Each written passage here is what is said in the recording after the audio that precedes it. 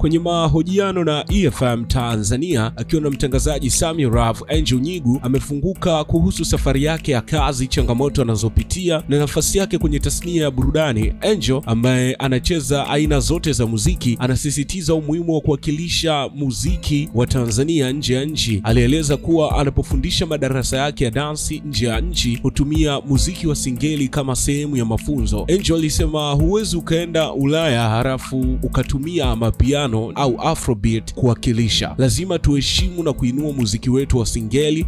Kuhusu changamoto zinazowakumba dancers wa Tanzania, Angel alifichua kuwa wasanii wakubwa wengi wanawathamini zaidi dancers wa nje na wako tayari kuwalipa vizuri huku ndani wakipuuzwa. Hata hivyo, alisema kuwa TikTok imechangia kwa kiasi fulani kubadilisha hali hiyo, kwani imewalazimu wasanii wakubwa kuanza kuwalipa dancers wa nyumbani, ingawa bado viwango vya malipo ni vidogo. Akizungumzia mahusiano yake na Zuchu, Angel alisema kuwa walikuwa na kutokuelewana kwa muda, lakini hawezi kulizungumzia zaidi. Alithibitisha kuwa dancers wa singeli walishiriki kwenye video ya nyumba ndogo ya Zuchu. Kuhusu ushiriki wake kwenye Trace Awards, Angel alieleza kuwa alienda kama dancer wa Alikiba na si Dibanji kama watu walivyodhani. Hata hivyo, alieleza kuwa Dibanji alimwomba awe dancer wake saa moja kabla ya show na kamlipa kwa kazi hiyo. Mwisho wa Angel Nyigu alizungumzia kuhusu nafasi yake ndani ya WCB. Alisema baadhi ya watu walirudishwa kazini, lakini mimi niliachwa na WCB. Kauli yake inaonyesha changamoto na mafanikio anayokutana nayo kama dancer wa Tanzania, huku akiendelea kusimamia sanaa yake na kuwakilisha vyema utamaduni wa Bongo. Hii ni Mtito Media. Usisahau ku like, comment, kushare na kusubscribe, tutakometisha kinoma noma.